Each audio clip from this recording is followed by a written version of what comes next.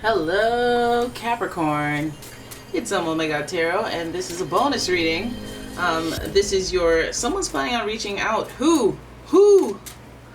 And we're gonna look at the astrology reading cards and figure out what's going on with the tarot. Here we go. Who's reaching out? Who's reaching out to the Capricorn? Here we go. Your first card is Pisces, and the energy is wistful, endlessly loving, compassionate, and forgiving. It confuses and softens resolve. So we have a very sensitive being. Now this could be their sun, moon, rising, or the energy that they possess. And this is a very sensitive being that is, they're planning on reaching out.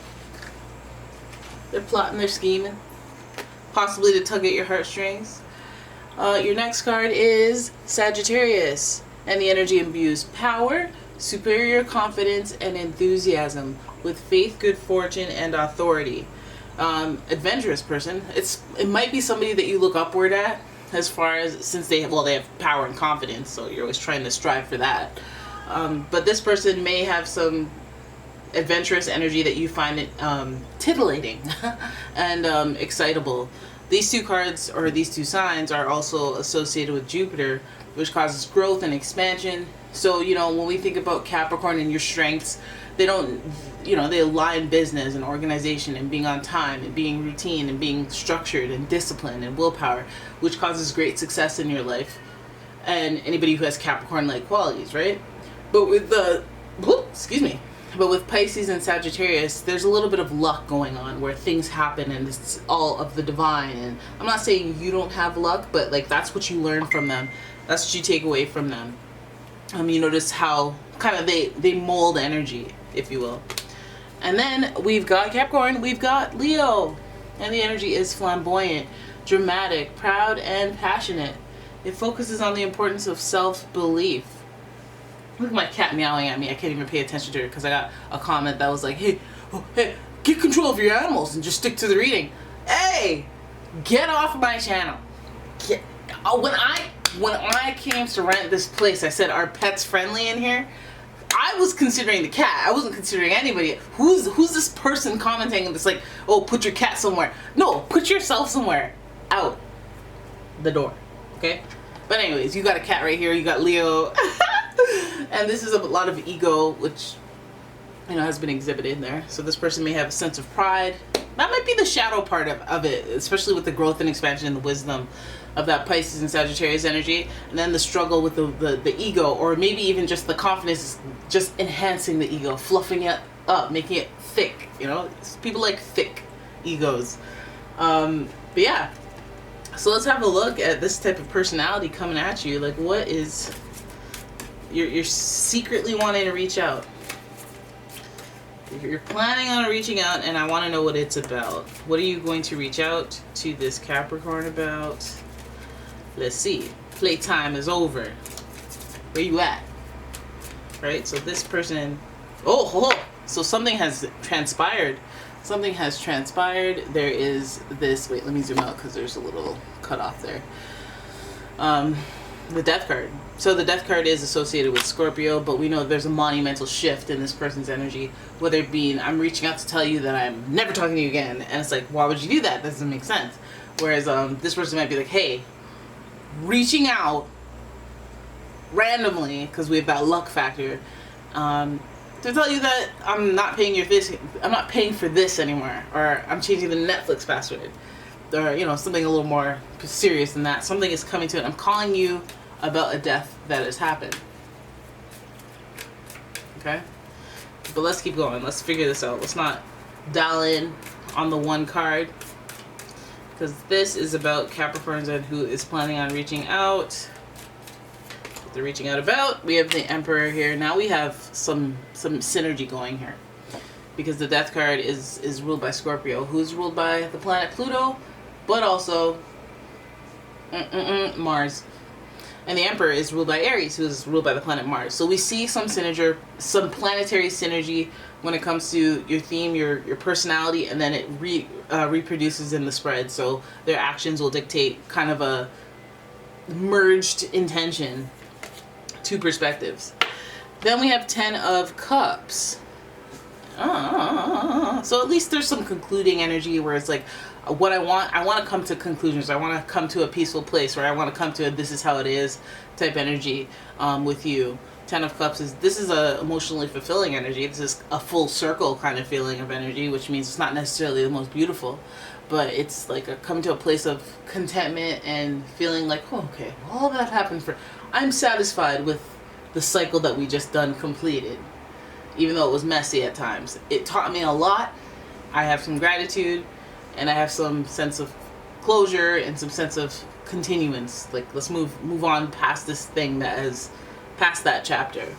And then we've got the Nine of Swords. Nine of Swords is giving anxiety.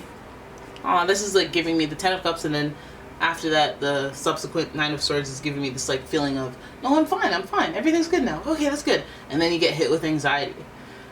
So let's pull your last card, which is the King of Wands. We're still giving that energy. It feels like there's somebody in your life that, like, you know, this person reaching out.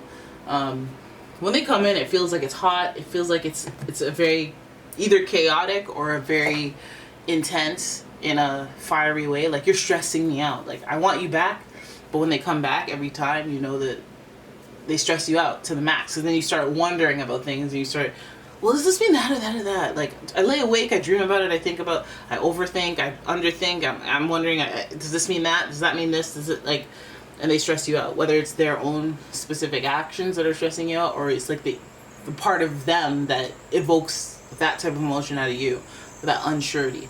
Unsurety? Is that a word? That's not a word. We see a lot of fire here, so I feel like it is that kind of anxious fire energy, especially with this Death card. It's like maybe even trying to prevent the end. Like, maybe somebody's taking a break from you, or you've taken a break from them, and they're planning on reaching out to you to put an end to this. And this is like something that is very clear and very obvious in the sentiment of what the imagery is of the Death card. It's like, it's a matter of perspective. Some people are dreading it. Some people are like okay with it. Some people are the ones who are dead or done. And, you know, there's multiple personalities that are involved here, and there's multiple perspectives. So I don't know what the Death card means to you. Like, maybe maybe this person reaching out to say, I'm never reaching out again, or I'm never talking to you again, or I don't want, like, maybe them reaching out to tell you that something's coming to a close is good for you. Maybe it gives you that Ten of Cups feeling where you're like, okay, well, this is full circle. At least I got closure. At least it didn't ghost. And you can walk away feeling good about that. That's your reality. Whereas this person might be like, okay, well, I'm going to do the most. You know, I'm the king. I have a lot of power. I have a lot of ego. I'm going to cut this off, knowing full well that I can come back. I don't care how you feel. I don't care if this stresses you out. I'm just going to do my actions. I feel like these actions are because of, they're part of a cluster of actions, just because we have so much fire here. It's just this desire to be free with the Sagittarius energy, and this ego to want to boost or gas up. So these actions are dictated by a sentiment of a person that is just wanting to go, go, go, go. And if you wanted to maybe settle down with this person or have something stable emotionally, I feel like it becomes clear whether or not you can. I feel like for the most part, it's like this person is on the go, go, go and wanting to do a bunch of stuff and wanting to be adventurous, fluff their ego. They want romance. They want to explore. So that doesn't give me the sense of like, oh, I want you, babe, and only you, and that's all. It gives me more like, I want to keep doing my thing and doing stuff out there. And even with that information, it may not break your heart. It may be like, well, hey, thanks for telling me. Hey, you know? And this Nine of Swords, I feel like there might be some residual anxiety that has you come into some conclusions about this person. And maybe it's a thing where, you know, this person, it's almost like there's two fiery, kingy kind of things going on here. The King of Wands and the Emperor, it's giving me a person that's like, they know they have the upper hand, but there's just stuff that you're not stopping them from doing. So whatever they're giving you is like almost like they're being real about it. They're trying to give you a means to an end. Like, here's how you can be happy. You know, want to see you happy even if it's not with me. Tell me what you want from me. Type energy. But they know it's like, I know I'm a dog. I know I'm going to do this, that, and the other thing. So let me just try to be real with you. And I know some of you guys are like, all right, thanks for the heads up. I'm just not going to answer my phones because I know what's coming. Or like, I'm just like, I'm gonna psychologically get ready. Like when they're about to blindside you on Big Brother, they tell you before the broadcast or before it's aired live, so that you don't look like oh my god, so you don't get gross, you know, get snotty and stuff like that. They don't want it. They don't want that for you. I feel like that's what this person may be doing, some sort of like, not blindside, but I'm saying like there's a lot of fiery energy that might blindside you. There's that Pisces energy of sensitivity. Maybe they've been putting it off because they don't want to hurt your feelings or whatever. But I feel like 10 of Cups, it fills your cup. It gives you hope. It's like, okay, well, you're not in that space right now. I don't, you know, you come to some sort of conclusion that emotionally feels okay. And there's no heartbreak up in here. There's a little anxiety about the situation. I feel like, you know, what they tell you is the truth and you like that, but then when you think about it, it kind of makes you feel bad or like stresses you out, or you think about it and you're like, that sucks though. Like they want to see all these other people and maybe there's hope in the future. Maybe it's okay that I'm still on these dating apps and this can work for me. This death, this ending, like they're going